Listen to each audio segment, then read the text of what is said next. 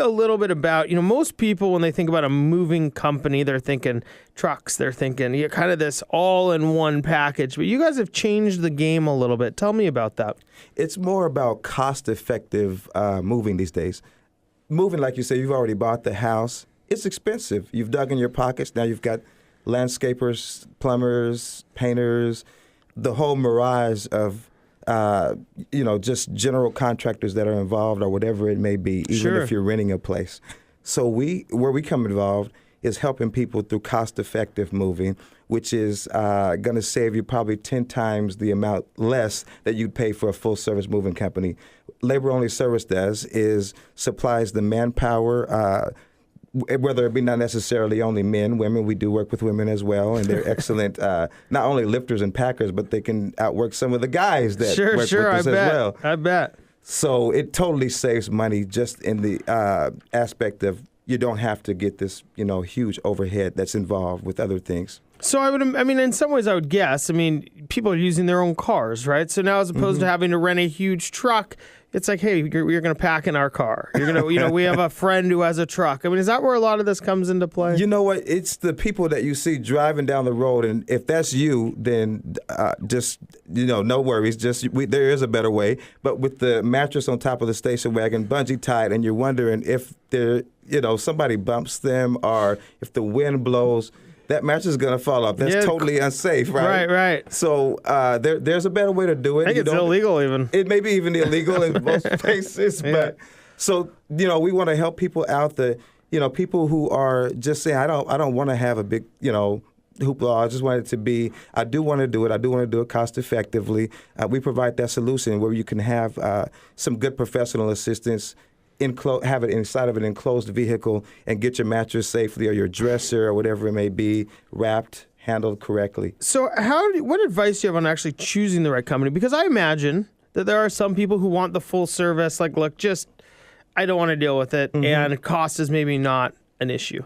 Absolutely. What we do is just say, hey, let's get on the phone, and there's some. We were just talking earlier with Cameron with iTex. There's some people that are wonderful people, a part of that organization that we would like to refer out and say, hey, call this guy. He's amazing. You can just go ahead if it's something that you were doing in trade, for instance, and then we'd come on hand and say you could use our services as well, because we do it through trade as well as cash as well. There's two sides of the business, and so you can definitely utilize your resources to be able to move effectively. We would recommend that to most people and just say, hey, this is what it's going to take. Here's the number to call.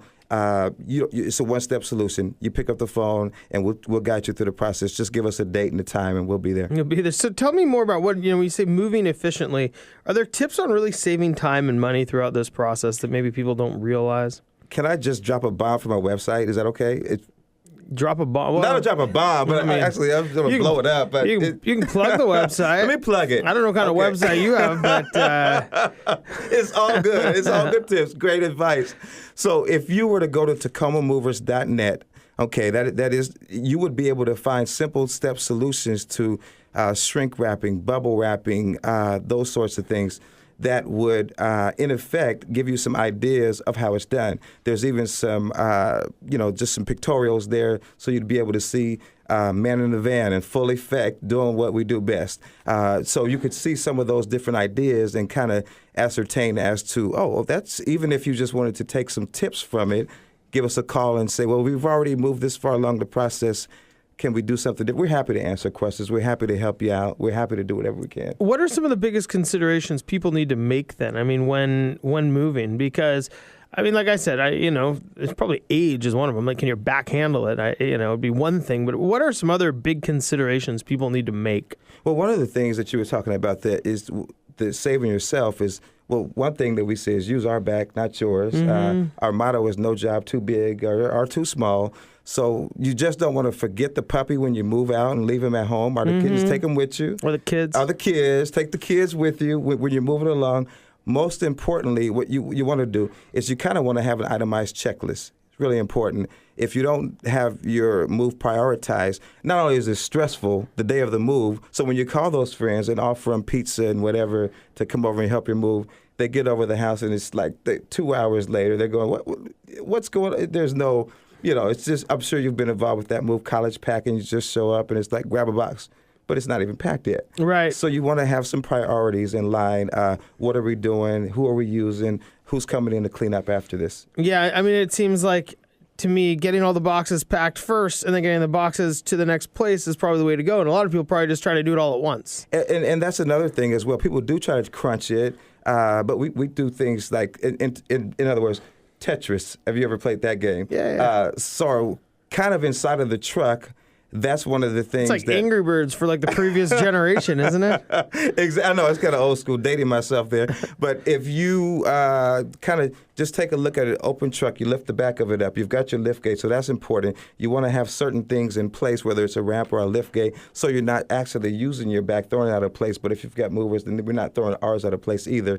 We're using the right equipment. But that is a science inside of the truck. It's not where I specialize in the packing. The guys that work with me are some of the best that I've known because there's just a science to it. You want to have your heavy weight in a certain position, your boxes aligned properly, and things so it's not in transit where it's not coming loose. You got to strap it in. You get certain ways you just need to do it, especially when you're moving your delicates, your fragiles, your refrigerators and appliances.